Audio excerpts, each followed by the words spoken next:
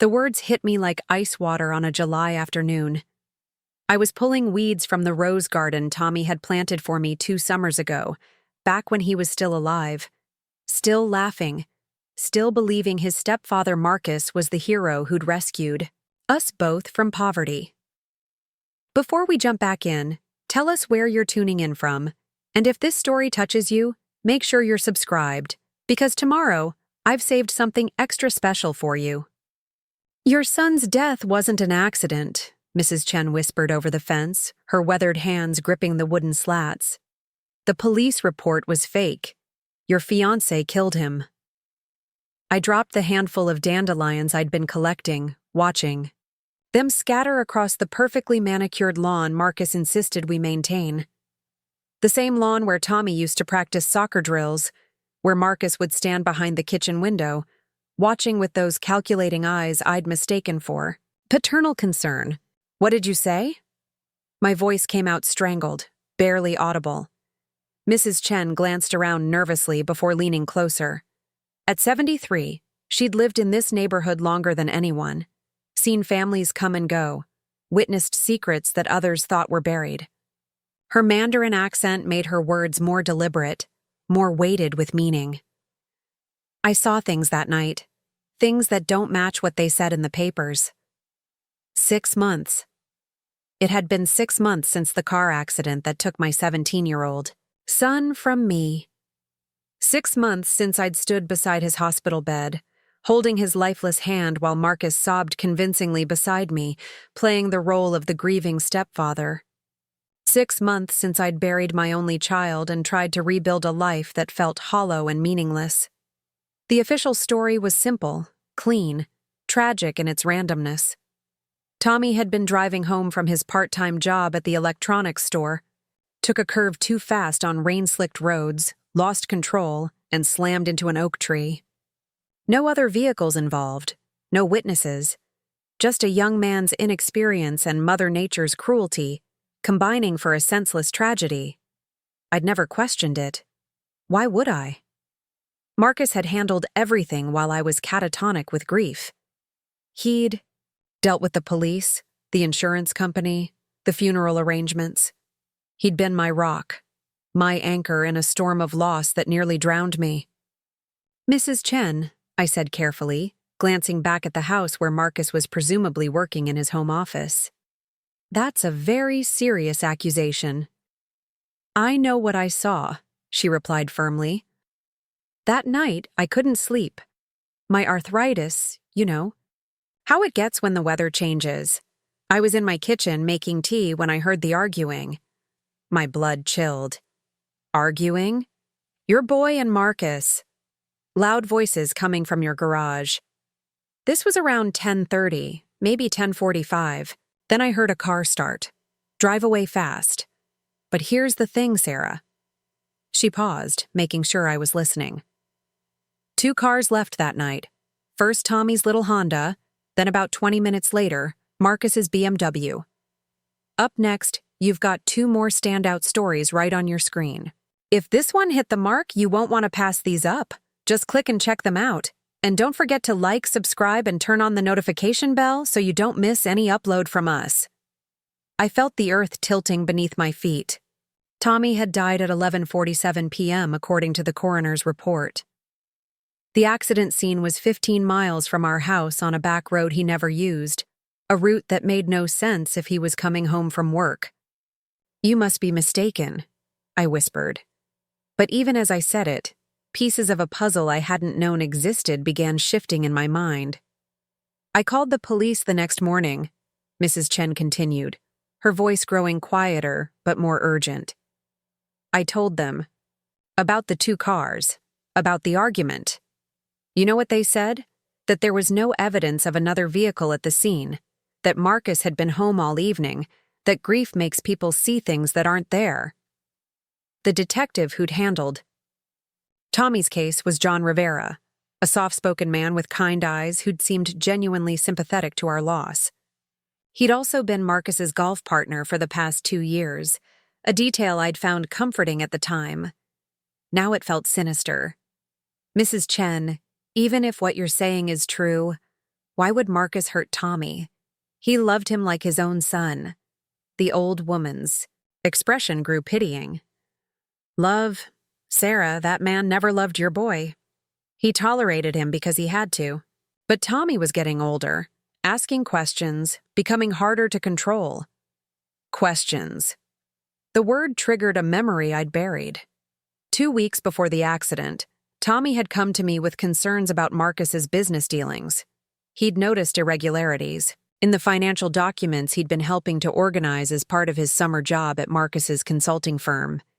Expenses that didn't make sense, payments to companies that didn't seem to exist. I'd dismissed his concerns, told him not to worry about adult business, suggested he focus on his college applications instead. The guilt of that dismissal now felt like a physical weight crushing my chest. I have proof, Mrs. Chen said, reaching into her gardening apron. She pulled out a small digital camera, one of those cheap models you could buy at any drugstore. I started taking pictures after the police wouldn't listen. Pictures of things that didn't add up. She handed me the camera, and with trembling fingers, I scrolled through the images. The first few showed Marcus's BMW in our driveway with the digital timestamp reading 12:23 a.m., 36 minutes after Tommy was pronounced dead at the hospital, which was impossible if Marcus had never left the house. The next image made my stomach drop.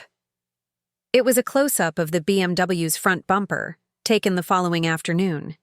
Even in the grainy photo, I could see the damage, a small dent and scratch on the right side that definitely hadn't been there before. Marcus had claimed it was from backing into a shopping cart at the grocery store, a minor annoyance he'd mentioned in passing. There's more, Mrs. Chen said softly. I found this in the storm drain near the accident site. She pressed something small and metallic into my palm. I looked down and nearly collapsed. It was Tommy's class ring, the one he never took off. The one that should have been on his finger when they found him. The ring was bent and scraped, as if it had been torn from his hand during a struggle. Where exactly did you find this? I asked, my voice barely a whisper. About 50 yards from where they say his car went off the road. Not where it would have landed if he'd just lost control.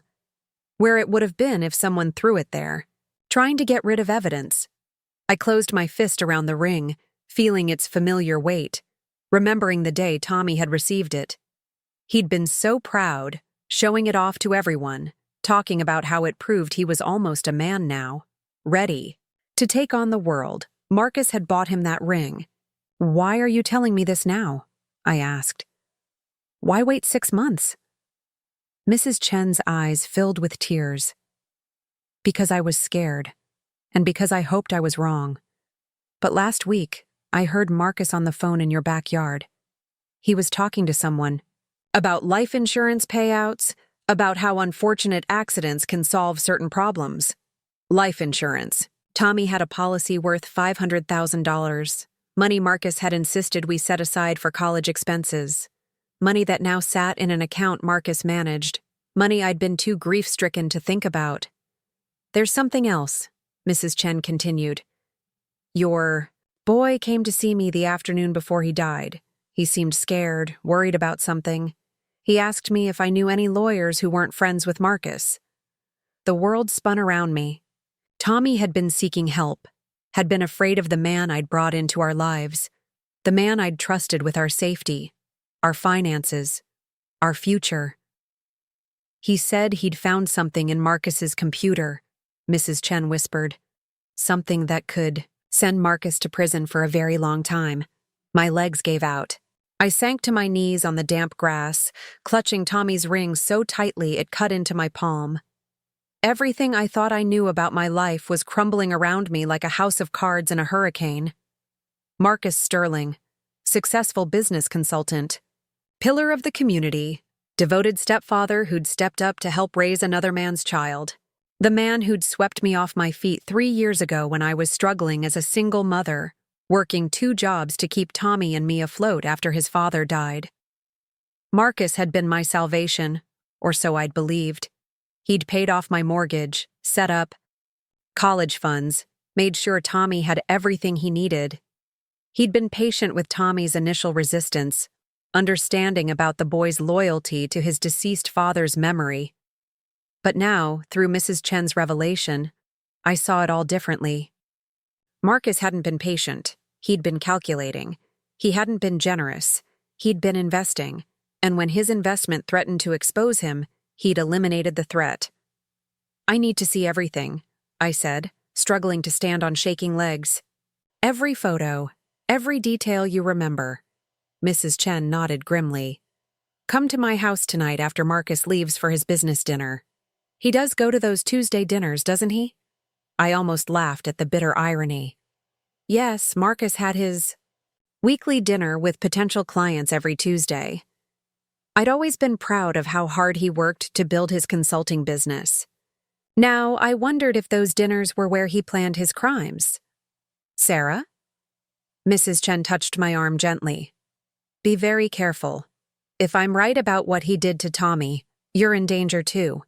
That life insurance policy? You're worth more to him dead than alive now." The thought should have terrified me, but instead, it ignited something I'd thought had died with my son. Rage. Pure, crystalline fury that cut through the fog of grief I'd been living in for 6 months. If Marcus had killed my Tommy, if he'd robbed me of my only child and then comforted me through the funeral he'd orchestrated, then he had no idea what he'd unleashed. I'd spent my whole life being accommodating, trusting, naive. I'd let Tommy's father walk out when times got tough. I'd let employers take advantage of my desperation for steady work. I'd let Marcus take control of everything because I thought it meant security. But I wasn't that helpless woman anymore. Tommy's death had already taken everything from me that mattered. I had nothing left to lose and everything to gain by learning the truth. "I'll be there at 8, I told Mrs. Chen. "And Mrs. Chen? Thank you. Thank you for not letting them bury this with my son." I walked back toward the house on unsteady legs, slipping Tommy's ring into my pocket. Through the kitchen window, I could see Marcus at his laptop, probably crafting another lie, building another layer of deception. He looked up as I approached, his face arranging itself into that expression of gentle concern he'd perfected over the past 6 months. "There you are, sweetheart," he said as I entered. "You were out there for a while. Mrs. Chen keeping you company?" "Just talking about the roses," I replied, amazed at how normal my voice sounded. "She thinks they need more fertilizer." Marcus smiled that indulgent smile he used whenever I mentioned gardening. "Well, you know what's best for your flowers. Speaking of which, I have that dinner meeting tonight. Johnson Industries is considering a major contract, so I might be late." Johnson Industries. I made a mental note to research whether that company actually existed. "Of course. I'll probably turn in early anyway." He stood and wrapped his arms around me, the same embrace that used to make me feel safe and loved. Now I felt like prey being evaluated by a predator. His cologne, expensive, sophisticated, seemed to mask the scent of lies and violence. "You know I love you, don't you, Sarah?" he murmured against my hair. "You and Tommy were the best things that ever happened to me." Were. Past tense. As if Tommy's death was just something that had happened to us, rather than something that had been done to us. "I love you too," I lied, the words tasting like ash in my mouth. He kissed the top of my head and returned to his laptop. I busied myself with dinner preparations, moving through the familiar motions while my mind raced. How many times had we stood in this kitchen together, planning our future, while he was already planning my son's death? The roast I pulled from the oven was Tommy's favorite, a meal I'd made countless times before the accident. Now the smell made me nauseous. How many of these family dinners had been performed for an audience of one? Me, the unwitting fool who'd believed in the loving family facade. "This smells incredible," Marcus said, closing his laptop and joining me at the dinner table. "You spoil me." I watched him cut his meat, the same hands that had held me while I cried over Tommy's grave. Hands that might have been the last thing my son saw before he died. "Marcus," I said carefully, "do you ever think about that night? The night Tommy died?" His fork paused halfway to his mouth, but his expression remained neutral. "Of course I do. It was the worst night of our lives. I keep trying to understand why he was on Riverside Road. That's nowhere near the route home from the electronics store." Marcus chewed thoughtfully, buying time. "You know how teenage boys are. Probably took a detour, maybe stopped to see friends. The police said he might have been distracted, maybe texting. But Tommy had been responsible about texting and driving. I drilled that into him from the moment he got his license, and he'd been working late that night, eager to get home because he had an early morning shift the next day." "Did you hear him leave that night?" I asked. "I was in the shower," Marcus replied without hesitation. "You know how the water pressure in the master bathroom drowns out everything else. A perfect alibi. Untraceable, unverifiable." I wondered how long he'd rehearsed that line before the police interviewed him. We finished dinner in relative silence, Marcus scrolling through emails on his phone while I pushed food around my plate. At 7:30, he stood and kissed my forehead. "I should head out. Don't wait up if I'm late. These business dinners can run long." "Drive safely," I said, the irony not lost on me. I watched from the window as his BMW pulled out of the driveway, the same car that might have been used to run my son off the road. Once his taillights disappeared, I grabbed a jacket and headed next door. Mrs. Chen was waiting for me on her back porch, a manila folder thick with documents in her lap. The setting sun cast long shadows across her yard, and I couldn't help but think about how many secrets those shadows might be hiding. "I've been thinking about this for months," she said as I sat down beside her. "Putting together everything I saw, everything I heard, everything that didn't make sense about that night." She opened the folder and spread its contents on the small patio table.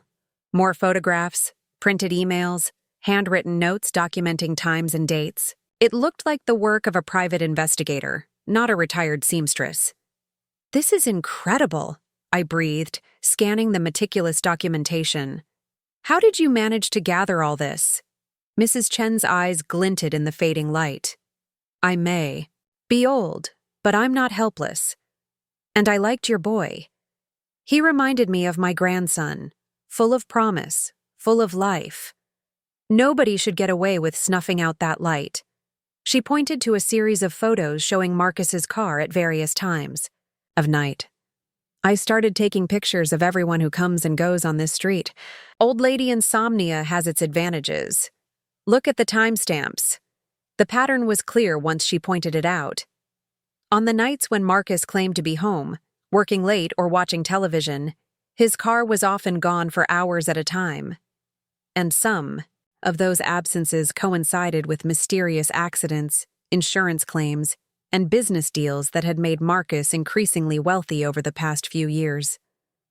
"He's done this before," I whispered, the full horror of the situation sinking in. "Tommy wasn't his first victim." "I think your son figured that out," Mrs. Chen replied softly. "I think that's why he was killed." As darkness settled over the neighborhood, we continued going through the evidence. Each piece painted a clearer picture of Marcus Sterling not as the successful businessman he pretended to be, but as a calculated killer who used accidents and insurance fraud to eliminate problems and profit from death. By the time I returned home at 10 p.m., Marcus's car was still gone. I had 2 hours to figure out my next move before he returned with another perfectly crafted lie about his business dinner. I stood in our bedroom, looking at the life we'd built together, the photos of our wedding, the furniture he'd bought, the clothes in our shared closet. All of it felt contaminated now, poisoned by the truth of what he really was. But I also felt something I hadn't experienced in months. Purpose? Tommy was dead, and I couldn't bring him back. But I could make. Sure, his killer paid for what he'd done, I could make sure no other mother would have to bury her child because of Marcus Sterling's greed and violence. The game was about to change, and Marcus had no idea that his grieving, passive wife was about to become his worst nightmare. The house felt different when Marcus returned at 11:47 p.m., the exact time Tommy had died 6 months earlier. The coincidence wasn't lost on me as I listened to his key in the front door, his footsteps in the hallway, the casual way he called out that he was home. I was already in bed, pretending to sleep, when he slipped under the covers beside me.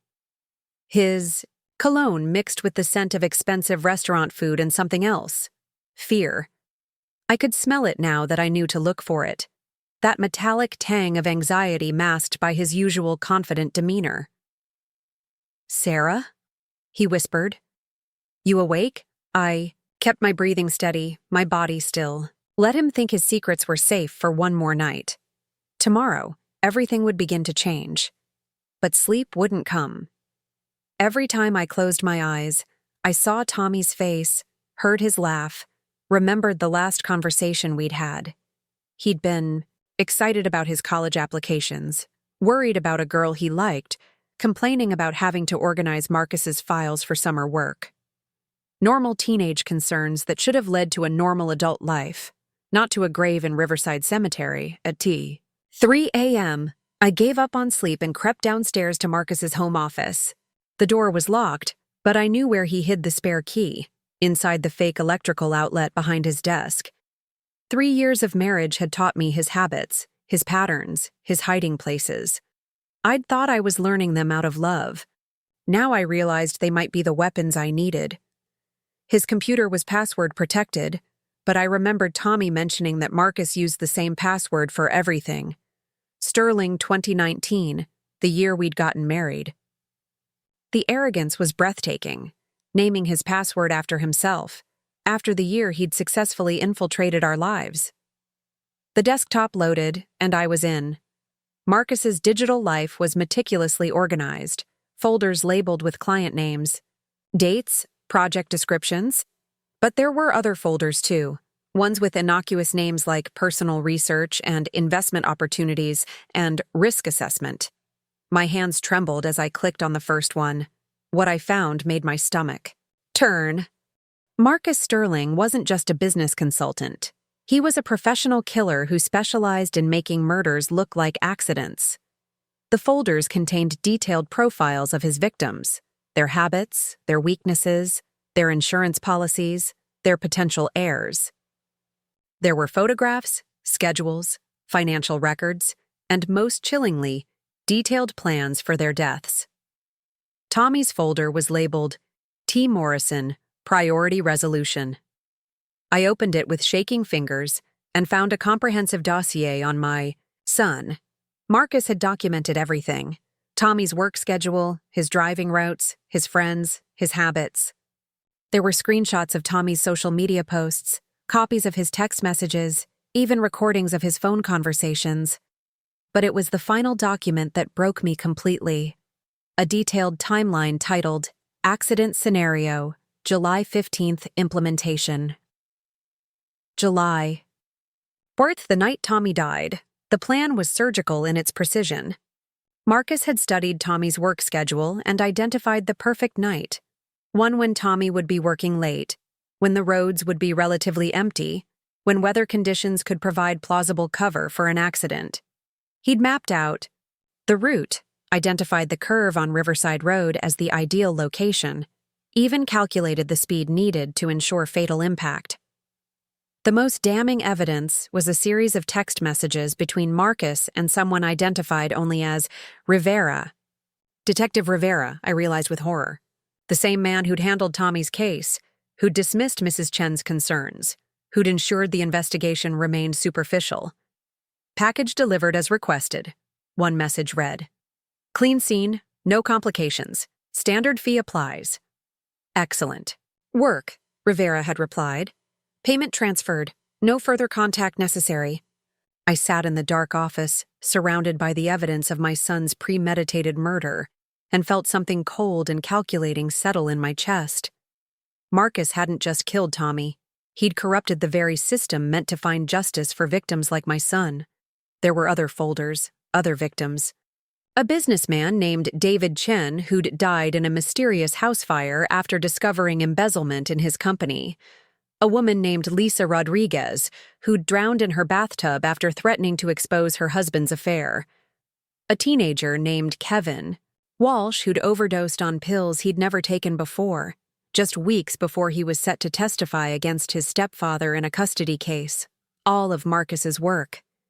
All carefully orchestrated accidents that had netted him millions in fees from desperate clients who needed problems permanently solved. I copied everything to a secure cloud drive Tommy had set up for his college portfolio. A bitter irony that my dead son's storage would be the repository for evidence of his own murder. Then I carefully closed all the folders and locked the computer, returning the key to its hiding place. Back in bed, I lay beside my son's killer and planned my revenge. By morning, I had the framework of a strategy that would destroy Marcus Sterling as completely as he'd destroyed my life. But it would require patience, precision, and a performance worthy of an Academy Award. I would need to become someone I'd never been before, someone capable of matching his deception with my own. "Morning, beautiful," Marcus said when he woke, pulling me close for a kiss that made my skin crawl. "Sleep well?" "Like the dead," I replied, watching his face for any flicker of reaction. There was none. He was that confident in his facade, that certain of his control over me. "I was thinking," he continued, stroking my hair, "maybe we should take a vacation. Somewhere tropical, just the two of us. It's been 6 months since we lost Tommy. Maybe it's time to start focusing on our future together. Our future. The future he'd planned by murdering my child." "That sounds wonderful," I said, hating how easily the lie came. "I think I'm ready for that." He smiled and kissed me again before heading for the shower.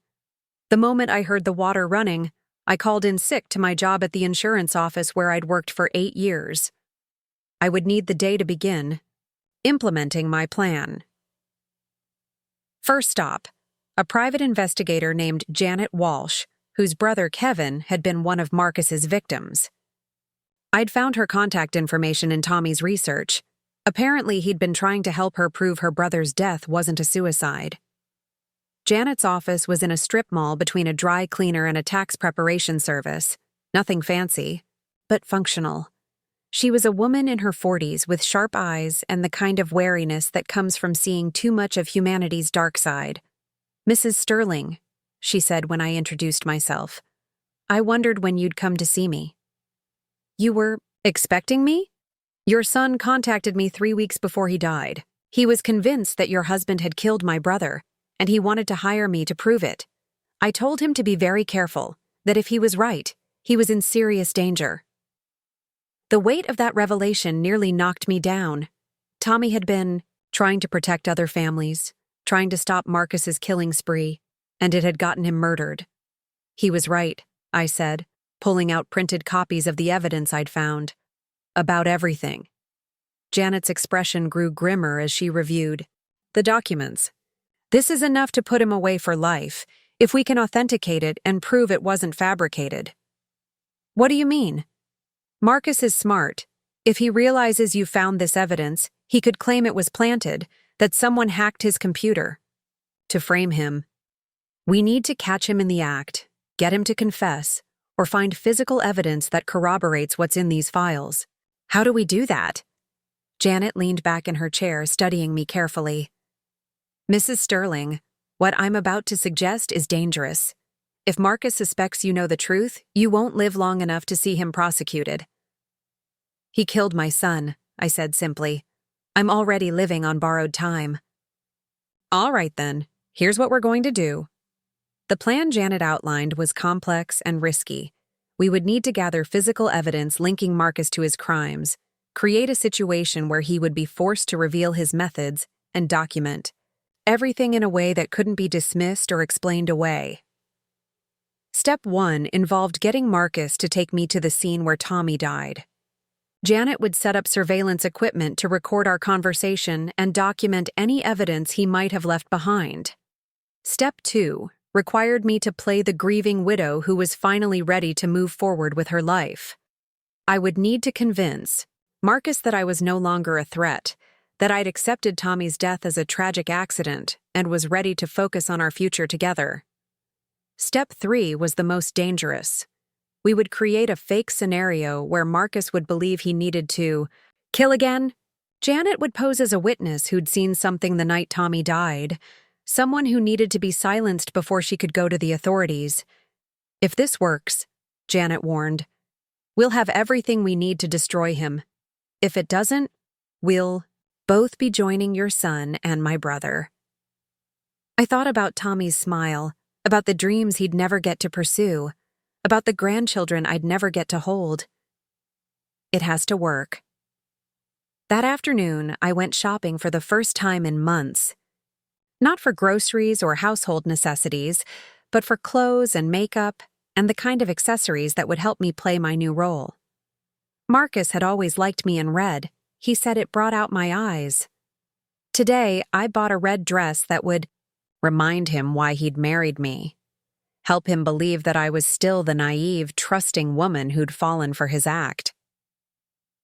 When Marcus came home that evening, I was waiting for him in the living room, dressed in the new outfit, with dinner prepared and candles lit.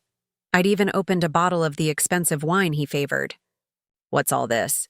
he asked, but I could see the pleased surprise in his expression.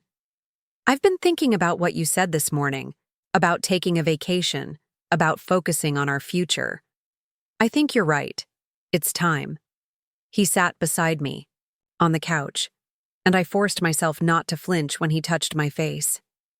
"I'm proud of you, Sarah. Tommy wouldn't want us to stop living because he's gone." "I know, and I want to start by visiting the place where it happened. I've been avoiding Riverside Road, but I think I need to see it to find closure." Marcus's hand stilled on my cheek for just a moment. "Are you sure that's a good idea? It might be too painful." "I need to do this, Marcus. Will you come with me? I don't think I can face it alone." He was quiet for a long moment, and I could almost see his mind working, calculating risks and benefits. Finally, he nodded. "Of course, sweetheart. Whatever you need." "Tomorrow night? After the sun sets? I think it would be easier in the same conditions as that night." Another pause, another calculation. "If that's what you want." I leaned against him, playing the part of the grateful wife seeking comfort from her loving husband. Inside, I was counting down the hours until I could begin making him pay for what he'd done to Tommy.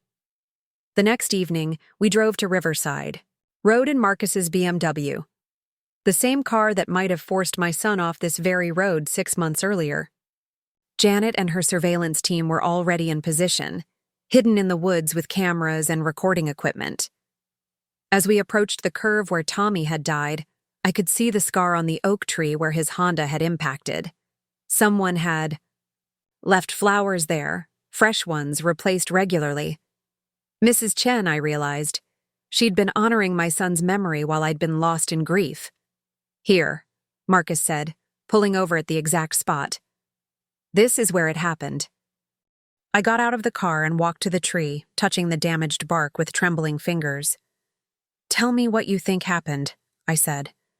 "Help me understand." Marcus joined me, and in the gathering darkness, he began to reconstruct the accident. But as he talked, describing the speed and trajectory and impact, I realized he was speaking with too much certainty, too much detail, for someone who'd only seen the aftermath. He was describing it like someone who'd been there. "The car would have been traveling about 55 miles per hour, he said, walking along the shoulder. "At that speed, hitting this curve in wet conditions, any distraction would have been fatal." "Distraction?" You know how teenagers are with their phones. Probably got a text, looked down for just a second, and by then it was too late to correct. But I knew Tommy never texted while driving. I'd drilled that safety rule into him from the eye. Day he got his license. Marcus, I said carefully, how do you know so much about accident reconstruction? He turned to look at me, and in the dim light from his car's headlights, I saw something flicker across his face. Suspicion? Calculation? Fear? Just common sense, he said. And I talked to the investigating officer extensively. Detective Rivera, his partner in murder. As we stood there in the darkness, at the spot where my son had drawn his last breath, I felt the final pieces of Marcus's facade crumbling away. Tomorrow, Janet and I would implement the next phase of our plan. Tonight, I was content to let him think he'd gotten away with the perfect crime. After all, the best revenge requires patience, and I was learning to be very patient indeed. 3. Days after our visit to Riverside Road, I received the call that would change everything. Mrs. Sterling, this is Janet Walsh. We have a problem. I was standing in my kitchen, mechanically preparing Marcus's morning coffee, when my phone buzzed. Marcus was upstairs showering, giving me a few minutes to speak freely. What kind of problem? I kept my voice low. Detective Rivera is dead. The coffee mug slipped from my hands, shattering on the tile floor. What? Car accident last night. Single vehicle collision on Highway 82. Very similar circumstances to your son's death. My blood turned to ice. Rivera had been the weak link. In Marcus's operation, the one person who could directly implicate him in Tommy's murder. Now he was gone, eliminated just as efficiently as Tommy had been. Marcus knows, I whispered. He knows we're investigating. Not necessarily. Rivera could have gotten nervous on his own, maybe threatened to talk. Marcus might have killed him as a precaution, not because he suspects you. But I wasn't convinced.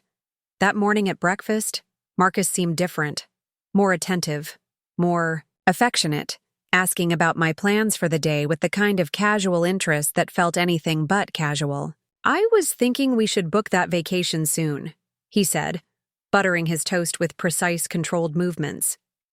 Maybe somewhere remote, the Bahamas or Costa Rica. Somewhere we can really get away from everything. That sounds wonderful, I replied, my heart racing. Was he planning to kill me somewhere far from home, where my disappearance could be explained as an accident, or simply someone who'd wandered off and gotten lost? I'll look into flights today, he continued. Maybe we could leave this weekend. This weekend, less than a week away. The timeline was accelerating faster than I'd anticipated. After Marcus left for work, I called Janet immediately. We need to move up our timeline, I said. I think he's planning something. Agreed. Can you meet me at my office in an hour? The drive to Janet's office felt like moving through a minefield. Every car behind me could be Marcus tracking my movements. Every turn could lead to an ambush. I'd never felt so exposed, so vulnerable. Janet was waiting with a man I didn't recognize. Tall, graying, with the kind of weathered face that suggested a career in law enforcement. Sarah, this is Detective Mike Chen, Mrs. Chen's nephew. He's with Internal Affairs, and he's been investigating corruption in Rivera's department. Detective Chen shook my hand firmly. Mrs. Sterling, I'm sorry for your loss, and I'm sorry it's taken this long for someone to take your neighbor's concerns seriously. You believe us? After seeing the evidence you've gathered, and given Rivera's convenient death, yes. But we need more than computer files and surveillance photos. We need Marcus to incriminate himself on record. Janet spread a new set of documents across her desk. We're going to accelerate Operation Widow's Web. The plan they outlined was terrifying in its simplicity. Janet would call Marcus, claiming to be a witness who'd seen something the night Tommy died. She'd arranged to meet him in a public place, somewhere he'd feel safe, and she'd be wearing a wire. The goal was to get him to either confess or offer to pay her to stay quiet. What if he just kills her? I asked. He won't, Detective Chen replied. Not immediately. He's too smart for that. He'll want to assess the threat first, understand what she knows, how dangerous she is to him. That conversation will give us what we need. And if he does try to kill her, I'll be watching from across the street with a full surveillance team. The moment he makes a move, we take him down. I wanted to believe it would work, but I'd learned not to underestimate Marcus's intelligence or his capacity for violence. That afternoon, while Marcus was at his office, Janet made the call. I listened on speakerphone as she delivered her carefully, rehearsed lines. "Mr. Sterling? You don't know me, but my name is Janet Walsh. I need to talk to you about the night your stepson died." There was a long pause before Marcus responded, his voice cautious but controlled. "I'm sorry, who is this?" I was driving on Riverside Road that night. I saw things that didn't match what was in the police report. Another pause. "I think you may be confused, Ms. Walsh. The police conducted a thorough investigation." "Did they?" "Because I saw 2 cars that night, Mr. Sterling. 2 cars and only 1 accident." The silence stretched so long, I wondered if Marcus had hung up. Finally, his voice came back, different now, colder, more calculating. "Perhaps we should meet to discuss what you think you saw. There may have been some confusion about the timeline. I think that would be best, somewhere public. Tomorrow afternoon, say 3 p.m. at Riverside Cafe on Main Street. I'll be there." The line went dead, and we all stared at each other. Marcus had taken the bait, but something about his tone suggested he was already planning how to handle this new threat. "He's going to try to kill her," I said. "Probably," Janet agreed. "But not at the cafe. He'll want to get me somewhere isolated first." Detective Chen nodded. "Which is why we'll be ready for whatever he suggests." That evening, Marcus came home in an unusually good mood. He kissed me at the door, complimented dinner, even suggested we watch a movie together. It was a performance worthy of an Oscar, the loving husband without a care in the world. But I noticed how he kept checking his phone, how his fingers drummed against his leg during quiet moments, how his eyes would sometimes focus on nothing as if he was working through a complex problem. "Everything all right at work?" I asked during a commercial break. "Fine, just fine. Actually had an interesting call today. Someone claiming they have information about Tommy's accident." My heart stopped, but I kept my expression neutral. "Really? What kind of information?" "Probably nothing. You know how it is, people see tragedies on the news and convince themselves they witnessed something important. I'm meeting with her tomorrow to clear things up." "That's good of you," I managed. "It must be hard for you, having to relive that night." He pulled me closer on the couch, his arm tightening around my shoulders. "It's worth it if it helps someone find peace. Though I have to admit, I'm getting tired of people questioning the official investigation. The police know what they're doing. Police like Rivera, I thought, the man who was now dead because he knew too much. "I'm sure it will all work out," I said. "I'm sure it will, too." The next day dragged like a prison sentence. I called in sick, again, unable to concentrate on anything except the meeting that afternoon. At 2:45, I positioned myself in a bookstore across from Riverside Cafe, where I could see the entrance but remain hidden. Marcus arrived exactly on time, looking relaxed and confident. He chose a table by the window and ordered coffee, checking his phone while he waited. Every few minutes, his eyes would scan the street, cataloging faces, looking for threats. Janet arrived 5 minutes late, dressed professionally but unremarkably. I watched her enter the cafe and approach Marcus's table. Even from a distance, I could see the moment he shifted into his charming persona. The slight smile, the welcoming gesture, the body language of someone who had nothing to hide. They talked for nearly an hour. I couldn't hear the conversation, but I could read the progression in their body language. Janet leaned forward, speaking earnestly. Marcus listened with apparent concern, occasionally nodding or asking questions. To any casual observer, they looked like 2 people having a serious but civil discussion. But I saw the moment everything changed. Janet said something that made Marcus's expression flicker, just for a second, but enough to reveal the predator. Beneath the mask, his smile became fixed, his posture more rigid. When he reached across the table to touch Janet's hand, I saw her tense despite her efforts to appear calm. They stood to leave together, and my heart hammered against my ribs. This was the dangerous part. Marcus would try to get Janet somewhere private, somewhere he could eliminate the threat she represented. I followed them at a distance as they walked, to the parking garage behind the cafe. Detective Chen and his team were somewhere nearby, but I couldn't see them. Janet was walking into potential death, and I was helpless to stop it. In the garage, Marcus guided Janet to his BMW. I crept closer, hiding behind concrete pillars, until I could hear their conversation. "I appreciate you coming forward," Marcus was saying, his voice smooth and reassuring. "But I think there might be some confusion about what you saw that night." "No confusion," Janet replied firmly. "I saw your car following Tommy's Honda that night. I saw what happened at that curve." Marcus's facade cracked completely. His hand shot out, gripping Janet's wrist with enough force to make her wince. "You saw nothing," he hissed, "because there was nothing to see." "Let go of me," Janet said, but I could hear the fear creeping into her voice. "Get in the car," Marcus ordered, his voice dropping to a menacing whisper. "We're going to take a little drive and discuss exactly what you think you witnessed." This was it.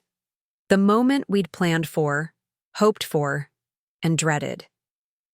I pressed myself against the concrete pillar, my phone ready to call 911 if Detective Chen's team didn't intervene soon. "I'm not getting in any car with you," Janet said, trying to pull away. Marcus's grip tightened. "Yes, you are. Because if you don't, I'll make sure you have a very unfortunate accident right here in this parking garage, just like Detective Rivera had last week." My blood froze. He'd just confessed to Rivera's murder. "You killed Rivera?" Janet's voice carried clearly in the enclosed space. "Rivera got greedy. Started asking for more money, threatening to expose our arrangement unless I paid him what he thought he was worth. Some people never learn when to be satisfied with what they have." Janet's recorder was getting everything. Every word was being documented, stored, transmitted to Detective Chen's surveillance team. "And Tommy Morrison?" she pressed, playing her role perfectly despite the obvious danger. "Was that business too?" Marcus laughed, a sound devoid of warmth or humanity. "Tommy was a loose end. Kid was too smart for his own good, started asking questions about my client files, my financial records. He'd figured out that I wasn't just a business consultant. So you murdered him. I eliminated a problem before it became a liability. Nothing personal. I actually liked the kid, but he was threatening my operation, and that couldn't be tolerated. Each word was a knife in my heart, but also evidence that would destroy him. Marcus was confessing to my son's premeditated murder, and he didn't even realize he was being recorded. "Now get in the car," Marcus continued, producing something from his jacket pocket. From my angle, I couldn't see what it was, but Janet's sharp intake of breath suggested it was a weapon. "We're going to drive somewhere quiet, and you're going to tell me exactly who else knows about your little theory." "Marcus Sterling, freeze! Police!" Detective Chen's voice boomed through the parking garage as armed officers emerged from behind cars and pillars. Marcus spun around, still gripping Janet's wrist, his face a mask of shock and fury. "Let her go and put your hands where we can see them." For a moment, I thought Marcus might comply. His grip on Janet loosened slightly, and his other hand began to rise. But then his eyes found mine where I was hiding behind the pillar, and I saw the exact moment he realized the truth. "Sarah," he said, his voice carrying across the garage with deadly calm. "My dear, trusting wife, how long have you known?" I stepped out from behind the pillar, my legs shaking but my voice steady. "Since Mrs. Chen told me about the 2 cars that night. Since I found Tommy's ring where you threw it. Since I read your files and learned what you really are. His expression shifted through several emotions: surprise, admiration, rage, and, finally, something that looked almost like pride. "Clever girl," he said. "Much cleverer than I gave you credit for, though not quite clever enough." In one fluid motion, he yanked Janet against him as a human shield and pressed what I could now. C was a knife to her throat. The police officers tensed, their weapons trained on him, but unable to take a clean shot. "Here's what's going to happen," Marcus called out, his voice echoing off the concrete walls. "I'm going to walk out of here with Ms. Walsh. If anyone tries to stop me, she dies. If anyone follows me, she dies. If I even suspect I'm being tracked, she dies." "Don't do this, Marcus," Detective Chen said, his weapon steady but his voice calm. "You're already facing life in prison. Don't make this worse." Marcus laughed again, that same chilling sound. "Worse? Detective, I've been planning for this possibility. Since I started my business, I have exit strategies you haven't even imagined." He began backing toward the garage exit, dragging Janet with him. The knife at her throat drew a thin line of blood, and I could see her trying to remain calm despite the terror in her eyes. "Sarah," Marcus called out as he moved, "I want you to know that I really did love you. In my way. You and Tommy gave me something I'd never had before, the illusion of a normal life. It was pleasant while it lasted." "You destroyed everything I cared about," I replied, surprised by the steadiness of my own voice. "My son, my marriage, my life. For what?" "Money? Control," he corrected. "The ability to solve problems permanently, to help people who needed certain obstacles removed from their lives. I provided a service, Sarah. A very expensive, very discreet service." He'd reached the garage entrance. In another few seconds, he'd be outside where he might have escape routes, backup plans, ways to disappear with Janet as his hostage. But I'd learned something about myself over the past few days. I was no longer the passive, trusting woman who'd fallen for his charm 3 years ago. I was Tommy's mother, and I would do whatever it took to ensure his killer faced justice. "Marcus," I called out, taking a step toward him, "stay back." He warned, pressing the knife deeper into Janet's throat. "I just want to ask you one question." He paused, curiosity overriding caution for just a moment. "What? Did Tommy suffer?" The question seemed to surprise him. He studied my face, perhaps, looking for some hint of weakness he could exploit. "No," he said finally. "It was quick. I'm not a sadist, Sarah. I'm a professional." "Good," I said, "because I want you to suffer." I pressed the button on the small device in my pocket, the garage door remote Janet had given me earlier. The heavy metal door began sliding down, cutting off Marcus's escape route. At the same time, Detective Chen and his team moved in from all sides.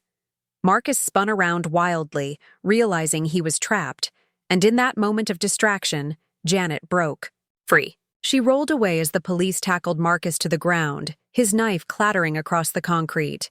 It was over. 3 years of lies, 6 months of grief, and 1 week of carefully planned revenge had culminated in this moment. Marcus Sterling, face down on the garage floor, finally caught, finally powerless. But as I watched him being handcuffed, I knew this was only the beginning. The real work would be proving his guilt in court, exposing the full extent of his crimes, and making sure every family he'd destroyed received justice. Marcus looked up at me as they pulled him to his feet, his face bloody from the impact with the concrete. "This isn't over, Sarah," he said quietly. "You have no idea how deep this goes, how many people will do anything to keep my secrets buried." Detective Chen started to pull him away, but Marcus resisted for just a moment longer. "You think you've won," he said, his eyes locked on mine. "But you've just painted a target on your back. There are others, Sarah, others who won't be as gentle as I was." Then he was gone, hustled away by the police, leaving me standing in the parking garage with the echoing memory of his threats. Janet approached, pressing a tissue to the cut on her throat. "Are you all right?" I looked around at the scene. The police tape, the evidence markers, the spots of blood on the concrete. In a few hours, this would all be cleaned up, returning to just another anonymous parking garage.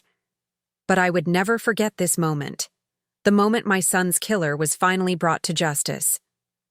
"I will be," I said. "Once I find out who else was involved in Tommy's murder." Because Marcus was right about one thing. This wasn't over. It was just the end of the beginning. The courthouse steps felt like sacred ground as I watched Marcus being led away in shackles. 3 weeks had passed since his arrest, and today marked his arraignment. The media had descended like vultures, turning Tommy's death into a sensational story about the suburban serial killer who'd hidden in plain sight. But Marcus's warning in the parking garage haunted me. "There are others," he'd said. "Others who won't be as gentle as I was." "Mrs. Sterling," a young reporter thrust a microphone toward my face. "How does it feel to know your husband was a professional killer?" I pushed past her without answering. The truth was, I didn't know how it felt. Relief, rage, grief, and terror all warred for dominance in my chest. Marcus was behind bars, but his network was still out there, still operational, still dangerous. Detective Chen caught up with me in the parking lot. "Sarah, we need to talk." His expression was grimmer than usual, which was saying something. Over the past 3 weeks, Mike Chen had become my lifeline to sanity, the only person who understood the scope of what we were dealing with. "What's happened?" I asked, though part of me didn't want to know. Janet's disappeared. The words hit me like a physical blow. Janet Walsh, the brave woman who'd risked her life to help me trap Marcus, had vanished from her apartment sometime during the night. No signs of struggle, no forced entry, but her car was gone and her cell phone was pinging towers heading toward the Canadian border. "She's running," I said, understanding immediately. "Someone got to her." "We think so. There was a break-in at her office yesterday, but nothing appeared to be stolen. Whoever it was, they were looking for something specific." I thought about the files Janet had shown me, the evidence she'd gathered about Marcus's other victims, information that could expose his entire network of clients and co-conspirators. "The client list," I breathed. "They were after Marcus's client list." Detective Chen nodded grimly. "And now they know Janet had copies of everything." We drove to Janet's office in silence, past the strip mall that had become a second home to me over the past month. Police tape crossed the door, and forensics technicians were still processing the scene. But I could see through the window that the office had been systematically destroyed. "Professional job," Detective Chen observed.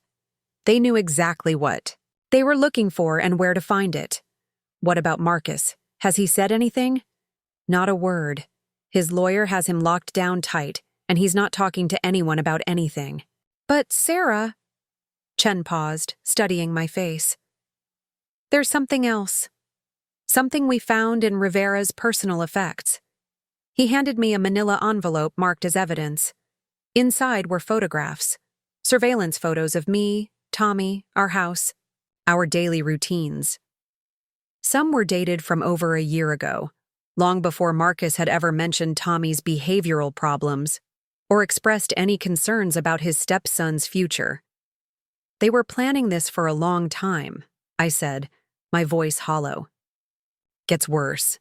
We found similar surveillance packages for 12 other families, all victims of suspicious accidents over the past 5 years. 12 families. 12 sets of parents, spouses, children who'd lost loved ones to Marcus's network. 12 cover-ups. 12 corrupt investigations. 12 cases of justice denied. We're going to need your help," Detective Chen said quietly. "You're the only person who's gotten close to Marcus's operation and lived to tell about it. We need you to help us identify the other players." The weight of that responsibility settled on my shoulders like a lead blanket. I thought about Tommy, about the promise I'd made at his grave to make his killer pay. But this was bigger than just Marcus now. This was about dismantling an entire network of murderers and the corrupt officials who enabled them. What do you need me to do? Over the next hour, Detective Chen outlined a plan that made my previous amateur investigation look like child's play. Internal Affairs had been building a case against corruption in the police department for months, but Marcus's arrest had given them the break they needed. They wanted me to go undercover, to pose as a potential client seeking Marcus's services. But he's in jail, I pointed out. His network isn't. We have reason to believe his operation continued even after his arrest. Someone else is running things now, taking new contracts, eliminating threats. Like Janet, I thought grimly. The plan is simple. You approach them claiming you need someone killed, an abusive ex-husband, a business partner threatening to expose, financial irregularities, something believable that would motivate someone in your situation. When they bite, we'll have them on conspiracy to commit murder. And if they recognize me, if they know I'm Marcus's wife, that's actually an advantage. They'll assume you're looking for revenge against the people who destroyed your husbands. Operation. It gives you credibility, makes you look like someone with skin in the game. The plan terrified me, but I knew Tommy would want me to see this through. Every family Marcus's network had destroyed deserved justice, and I was in a unique position to help deliver it. That night, I returned to the house I'd shared with Marcus, now feeling more like a museum of lies than a home. The police had returned most of his possessions after processing them for evidence, and his clothes still hung in our closet. His toiletries still lined the bathroom counter. I was packing his things into boxes when I found it, a hidden compartment, in the back of his walk-in closet, concealed behind a false wall. Inside was a safe I'd never seen before. The combination was easy to guess. EU71507, the date Tommy had died. Inside the safe were documents that made my blood run cold. Insurance policies on people I didn't recognize, payment receipts from clients whose names had been coded, and most damning of all, a ledger detailing the financial arrangements for each murder. Tommy's entry was there, listed under T. Morrison, Family Resolution. The client was listed as Sterling M. Marcus had paid himself to kill my son. But the notation in the margin revealed the real motive. Inheritance acceleration, 2.3 matters life insurance, plus 1.8 matter trust fund. I'd never known about a trust fund. When Tommy's father died in Afghanistan, I'd assumed the military life insurance was all there was. But apparently, Tommy's grandfather had established a substantial trust that would have matured when Tommy turned 18. Money that now belonged to me as Tommy's sole heir. Money that Marcus, as my husband, would have access. But there was more. Phone numbers, addresses, coded references to other operations. This wasn't just evidence of Marcus's crimes. It was a roadmap to his entire network. I photographed everything with my phone, uploading the images to the secure cloud storage Tommy had set up. Then I called Detective Chen. I found it, I said, when he answered. The client list, the financial records, everything. Jesus, Sarah, where? Hidden safe in Marcus's closet. Mike, there are dozens of names here, dozens of murders. And the money?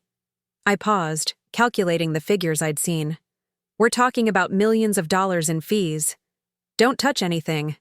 Else, I'm sending a team over right now. While I waited for the police, I studied the ledger more carefully. The coding system was complex but not impossible to decipher. Each client was assigned a number, each victim a letter designation, each method of murder a symbol. Tommy was client 127, victim T, method 7, which according to the legend at the bottom of the page meant vehicular accident with police cooperation. I traced my finger down the list of victims, reading the abbreviated descriptions of their deaths. House fire, drowning, drug overdose, fall from height, vehicular accident, food poisoning. Each death carefully crafted to look accidental. Each investigation carefully controlled to reach the desired conclusion. One entry made me stop breathing. Client 089, Victim K, Method 3, completed 03/15/2019, Kevin Walsh, Janet's brother. The teenager who'd supposedly committed suicide just before he was supposed to testify against his stepfather. Client 089 had to be the stepfather, and Method 3 was listed as pharmaceutical overdose with staging. Janet had been right all along. Her brother had been murdered, and the man responsible was still out there, still free, still profiting from Kevin's death. Detective Chen arrived with his forensics team, and they spent the next 4 hours photographing and cataloging everything in the safe. Each document was another nail in the coffin of Marcus's network, another step toward justice for their victims. "This is incredible work, Sarah," Detective Chen said as they finished processing the scene. "With this evidence, we can connect at least 30 murders to Marcus's operation." "What about the clients? The people who hired him?" "That's going to be trickier. Most of these codes will take time to decipher, and we'll need corroborating evidence to make arrests. But it's a start. As the police packed up their equipment, I made a decision that would have terrified the woman I'd been 6 months ago. But I wasn't that woman anymore. I was someone who'd learned to plan, to wait, to strike at exactly the right moment. Mike, I want to go undercover. I want to contact Marcus's network and see if they'll take the bait." "Sarah, that's extremely dangerous. If they suspect you're working with us, they won't. I'm the grieving widow whose husband was wrongfully imprisoned. I'm someone with money, connections, and a very obvious motive for revenge. I'm the perfect client." Detective Chen studied my face, probably looking for signs that I was acting out of grief or trauma rather than rational calculation. What he saw must have satisfied him because he nodded slowly. "All right. But we do this by the book. Full surveillance, constant backup, abort signal if things go wrong." Agreed. As the last police car pulled away from my driveway, I stood in the doorway of the house where Marcus had planned Tommy's murder. Tomorrow, I would begin reaching out to the people who'd helped him execute that plan. I would pose as a potential client, draw them out, and help the police destroy what remained of their operation. But tonight, I allowed myself to grieve, not just for Tommy, but for the naive woman I'd been, for the marriage that had never been real, for the trust that had been so thoroughly betrayed. Marcus had taken everything from me: my son, my peace of mind, my ability to trust my own judgment. But in trying to destroy me, he'd created something he never expected: an enemy with nothing left to lose and everything to gain by seeing his network burn to the ground. The game was about to enter its final phase, and this time, I would be the one setting the traps. 2 months later, I stood in the federal courthouse watching the last member of Marcus's network being sentenced. District Attorney Patricia Vance, the woman who'd been taking bribes to ensure certain cases never went to trial, received 25 years without parole. Her face was stone as the judge read the verdict, but I saw her hands trembling as the bailiff approached with handcuffs. The undercover operation had been more successful than anyone had dared hope. Posing as Marcus's vengeful widow, seeking to eliminate the witnesses who'd destroyed his operation, I'd drawn out 7 corrupt officials, 3 hired killers, and a dozen clients who'd paid for murders disguised as accidents. Detective Chen sat beside me in the gallery, his notebook filled with the details of what had become the largest corruption case in the state's history. "That's the last of them," he said quietly. 43 arrests, 37 convictions, and justice for Isar. 41 murder victims, 41 families who would finally have answers. 41 cases that had been marked closed, but were now revealed as the carefully orchestrated crimes they'd always been, including Tommy's. The past 2 months had been a whirlwind of wire recordings, surveillance operations, and testimony. Each arrest had led to more evidence, more connections, more victims whose deaths could finally be acknowledged as murders rather than accidents. I'd played my role perfectly, the bitter widow whose husband had been framed by corrupt police who wanted revenge against everyone who'd destroyed her family. The network had welcomed me with open arms, seeing me as both a valuable client and a potential insider who could help them identify threats. They'd been so confident in their system, so certain that their web of corruption was impenetrable, that they'd freely discussed past jobs in front of me, planning new ones, bragging about their techniques, all while wearing the wire that Detective Chen's team had sewn into my clothing. The break in the case had come when I'd been introduced to their current leader, a man named Vincent Torres who'd taken over operations after Marcus's arrest. Torres was everything Marcus had pretended to be: charming, intelligent, seemingly respectable. He ran a successful investment firm downtown and lived in a mansion in the hills with his wife and 3 children. But unlike Marcus, Torres had gotten sloppy. Success had made him arrogant, and when I'd approached him with a fictional story about needing my former business partner eliminated, he'd detailed exactly how they would stage the accident, who would handle the investigation, and how much it would cost. All recorded in high definition. Torres had received life without parole.